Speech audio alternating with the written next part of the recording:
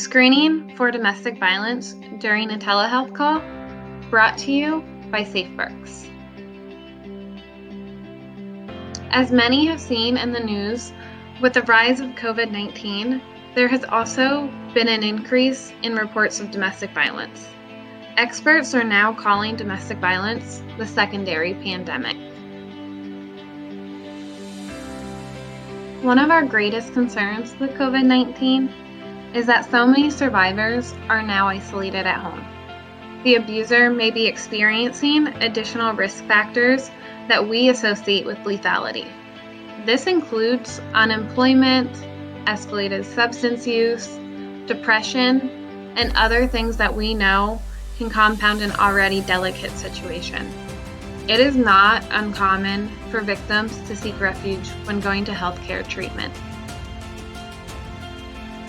Although telehealth offers an array of benefits to patients and physicians, for domestic violence victims, it is complex at best. In the era of telemedicine, confidentiality cannot always be assured. Phone calls and video chats are not necessarily private, and victims of domestic violence may not be able to voice their concerns from home. As a healthcare provider, it is always your goal to do best by your patient. So right now, you may be wondering, as a healthcare provider, what can I do to help? When conducting telehealth visits, a healthcare provider needs to look for nonverbal cues. This can include the inability to answer questions, unable to explain how they got injuries or bruises, little to no eye contact, looking around the room, and even the partner pacing in the background or sitting directly with the patient.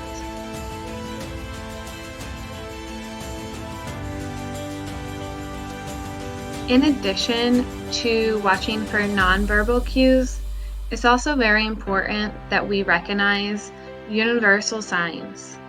Many social media platforms have been sharing secret words and code signals.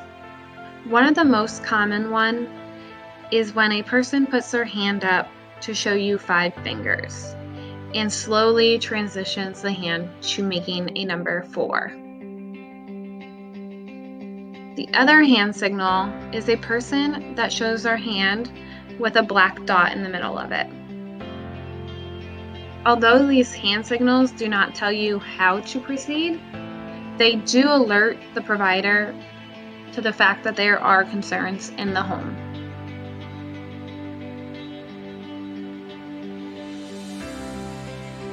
It is crucial that you as a healthcare provider never assume it is a safe time to talk about domestic violence via a telehealth call.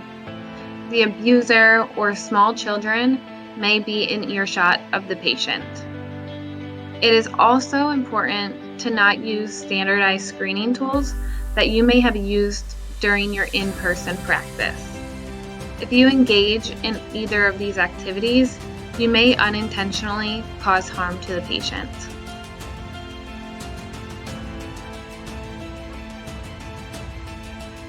At this point, you may be wondering what you can do if you believe your patient is in an abusive relationship. Thankfully, SafeWorks is here to help you. It has been determined that at this point, the most effective and safest way to provide support to victims of domestic violence is to provide universal education to all of your patients.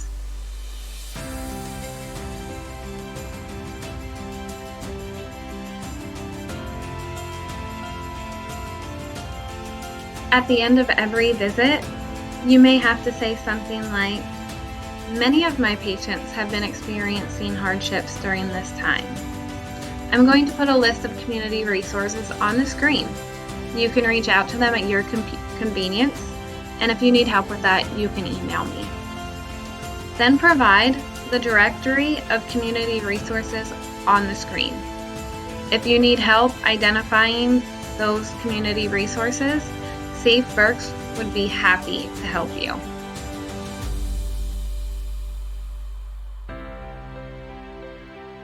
If possible, this may be a good time to ask the patient to come in for their next appointment.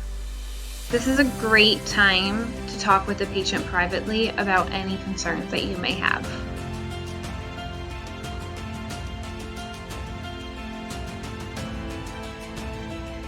If you need additional assistance with this, Safe Berks Medical Advocates would be more than happy to be available at the in-person appointment.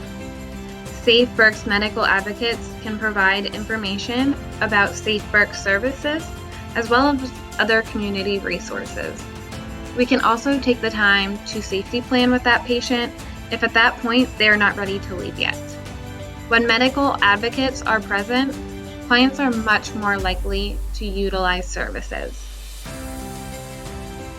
If you have additional questions, concerns, or would like a medical advocate present for your next appointment, please contact Macy Javeras, the Director of Medical Advocacy at Safe Berks, via phone 484-869-5294 or email at macyl@safeberks.org.